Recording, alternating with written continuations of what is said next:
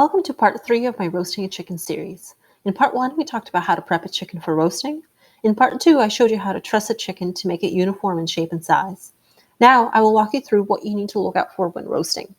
I have a separate video on the basics of roasting, which will be linked down below if you're looking for more information. You want to place the chicken breast side up on the roasting rack.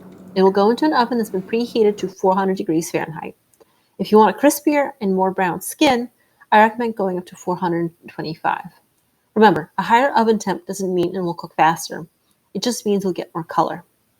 After an hour in the oven is generally when I start taking my temperatures. For poultry items, we are looking for an internal temperature of 165 degrees Fahrenheit. We want to make sure chicken is cooked all the way through to prevent foodborne illness. After I take that initial temperature, I can gauge how much longer the chicken needs in the oven. This particular thermometer doesn't give a reading quickly.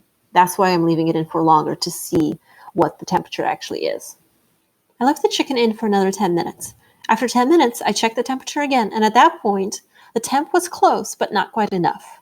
It needed to come up about 5 degrees, which should take about 5 minutes. In these last stages of cooking, the meat will cook quite quickly, so it is key to consistently monitor the temperature.